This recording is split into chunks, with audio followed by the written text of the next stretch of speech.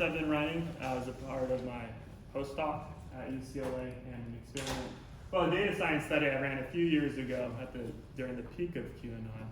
And then I'm going to talk about some new paradigms I've been mulling over to try to maybe break free of, I think, kind of limitations that we have as cognitive scientists in thinking about technology development and human well-being.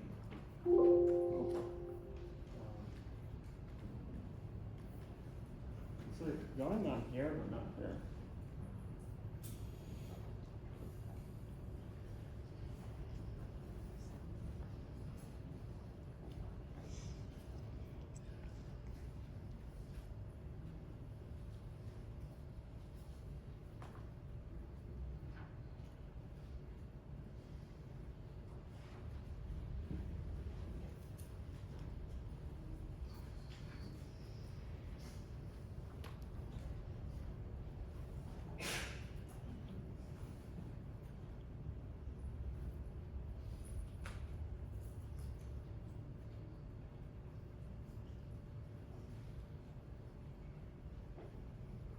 So I guess I could be talking. So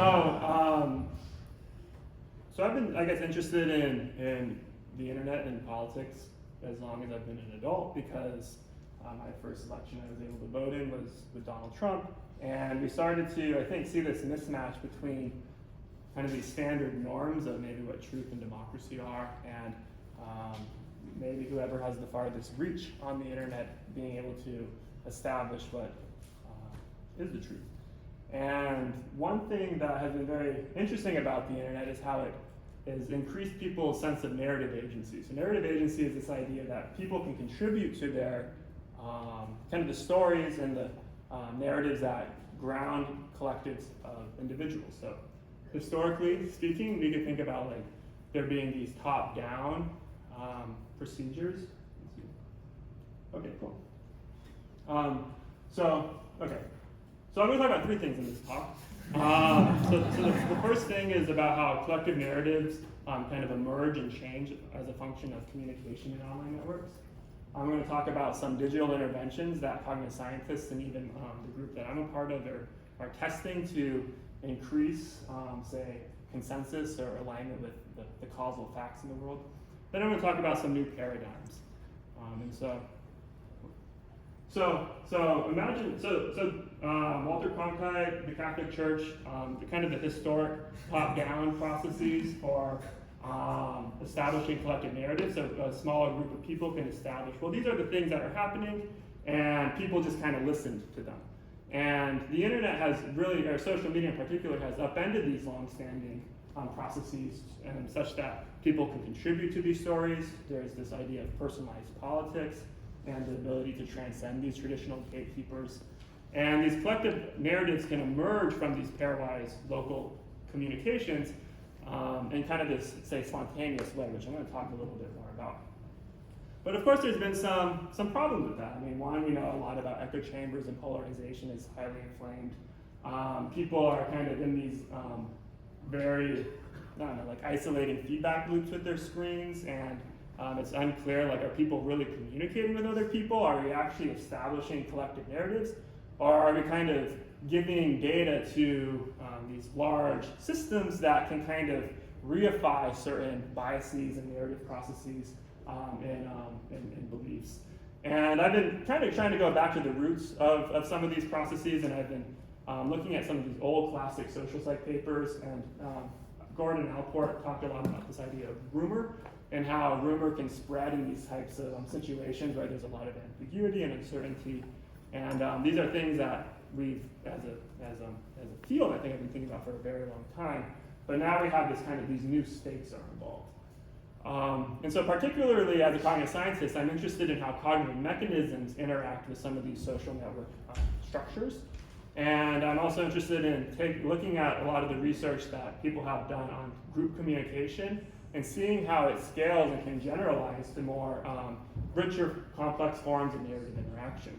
And then I'm also interested in how networked interactions can impact the narrative and the content of the narratives that people believe. So in a social network experiment, you get a group of people, say 20 different people, and they can communicate in an online social network that you have control over. So you can control who talks to who and what they talk about.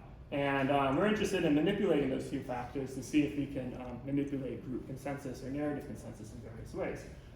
So on a given trial, you have people are linked, they will say something, and then another trial, they're linked with different people, and depending on the structure or the experiment that you do, you can control what they see and how you represent what they see from their partners. So this is an extension of the very classic studies where if you have groups of people see an image of a woman's face and you ask them to come up with a name for the face, you see that if a group of people are fully connected, so everybody can connect with anyone else, information can move through that network such that people will align on the same name over the course of how many iterations. However, if you have these spatially embedded networks, or these ring light networks, you get these kind of like there's these separate names that emerge. And so people locally coordinate, but due to the lack of ability for information to move across the network, you don't get a shared response. However, so many of these studies are just leveraging materials that don't really require causal reasoning, don't require like sophisticated degrees of background knowledge about events. And these things can definitely impact how quickly or if groups align on to shared responses. So we've been thinking a little bit more about, well, what if we extend this kind of theory to account for the types of media content that people may encounter in the real world, and how does the individual's decisions to exploit prior knowledge or to leverage social context, so what people are saying around them, how are decisions to kind of weigh between these two sets of information, how does that impact group dynamics? So with Hongjing Liu, we ran this narrative interaction experiment where participants will read this 4-paragraph narrative describing the Fukushima nuclear disaster that encodes this kind of complex causal model here. So you have an earthquake causes a tsunami, which causes damage to a power plant. There's electricity outages, there's radiation leaks, on and on. And then we have people enter 1 and 2 network structures. They either enter this homogeneously mixed network where they can communicate with everyone, or the spatially embedded network where they're in these kind of localized neighborhoods. And then we have them do 1 or 2 interaction tasks. So they either generate a hashtag about this narrative, or they enter a control condition, which is kind of a replication of that face naming task I showed on the previous slide. We have multiple groups, so we have 26 different groups. We have different network sizes. We have groups of 20, groups of 50, groups of 100. And we're interested in how the content of interaction and the structure of interaction interact to facilitate or limit the onset of shared beliefs. And I'll go through this data kind of quickly. We can talk more about it after. But on the bottom, you see these space naming conditions where the blue lines are the fully connected network, and they adopt a shared response pretty effectively across runs. But in the hashtag network, it takes a little longer. We do see a significant effective structure, but it's not as large as what we see in the face naming task. You go like, well, why is it? So what we did is we analyzed the distribution of strategies that individuals adopt on a given trial for exploiting what they encountered in previous interactions, so their ability to repeat a partner or repeat this help, or their choice to try out a new hashtag or a new response and kind of explore new options. And what you see here is this very quick, in the orange we have this repeat self, and the face naming condition you see this quick rise towards repeating yourself, which is much slower in the hashtag condition, which has a more gradual decrease of sampling the responses. So people explore knowledge for longer in this more causally complex condition than in the case where there's less causal information that comes into naming a face. Secondly, we do see that network structure does have the ability to impact the content of people's hashtags. So we developed this really cool narrative alignment measure where we can take a hashtag, so say someone says hashtag earthquake, and we can compute the cosine similarity with that hashtag with the text strings that represent each of the narrative entities. So we have this causal structure, and different sentences in the narrative will encode those events. Compute the cosine similarity, you get a vector of similarity scores. You can normalize it through a softmax function, which gives you the sense of narrative credence, where the values will sum to 1, and hashtag responses that are similar to a specific part of the causal model will be more activated than others.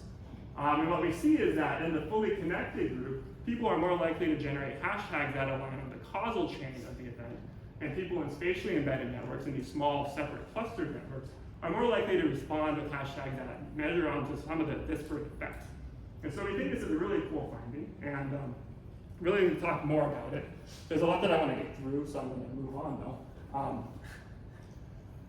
So we see that a lot of these social network structure experiments may not be looking at more complex materials, and it then is like, well, how well do they generalize to, say, real-world networks? And one thing that we know, and with, like, say, social media, TikTok, Instagram, is that content centralization is widespread.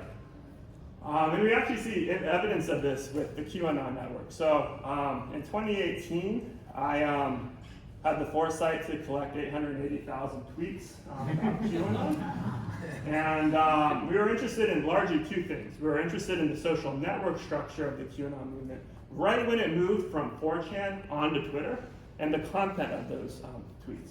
I'm only going to talk about social network structure here. But what we did is we computed a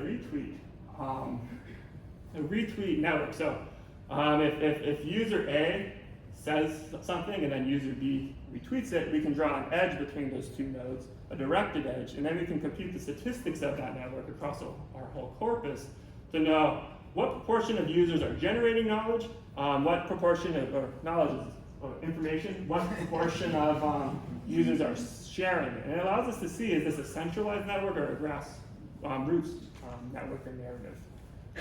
And strikingly, I mean, and there's actually like lots of work that corroborates this now. The out degree represents the number of, say, retweets versus the in degree is the number of original content. And so we just see that tons and tons of nodes here have very high retweet scores. So they're sharing a lot of information. And there's an HBO documentary about QAnon called Into the Storm, where it turned out that the Trump administration worked with essentially this group that constructed a botnet. So it's a massive network of bots that just shared information. And I think this is probably what we tapped onto. So yeah, few users are central to the narrative, but many are central to sharing the narrative. So as a grassroots, definitely not. Okay, so now I just want to talk a little bit about approaches to mitigating toxic narratives. So cognitive scientists develop interventions to improve narratives. There's a lot of them here. And I don't know, Trump is in office again, and I just wonder if they did what they set out to do. And is politics any healthier than what it was 5 years ago? Are we happier than we were 5 years ago? Do we have the sense of agency, or are we feeling more constricted by our political environments? And this is kind of going back, and this is the thing that I think has been plaguing us for a long time. So this is an advertisement from a 1940, issue of the New York Times, where Edmund Taylor talked about this kind of defense against Nazi propaganda. So at that time, they were very concerned that the Nazis were going to infiltrate the American political ecosystem and dive us down with their propaganda, and then we would go support them.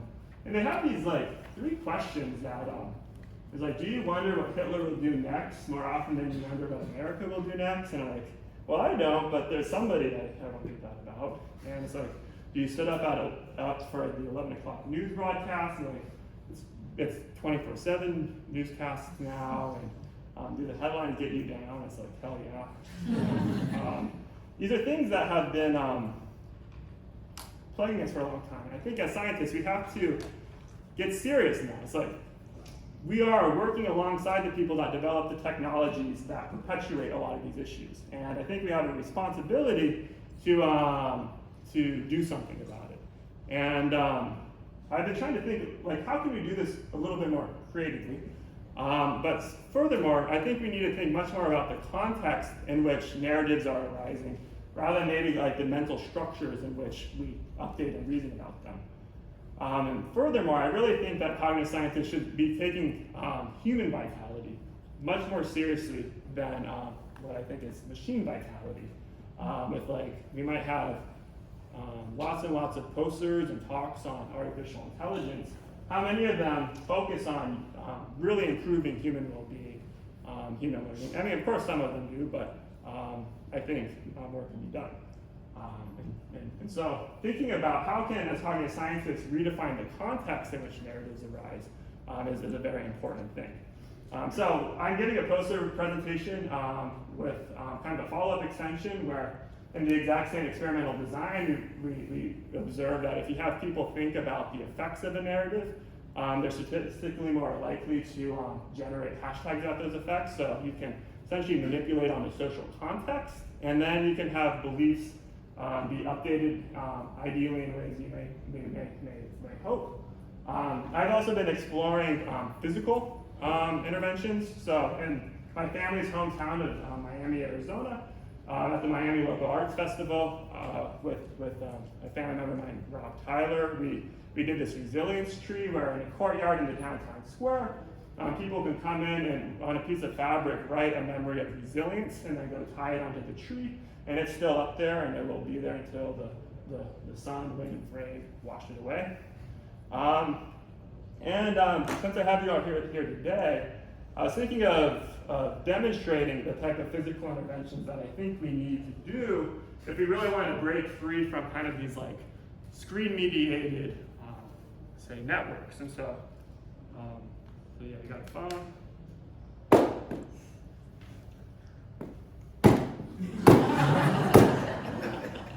Thank you.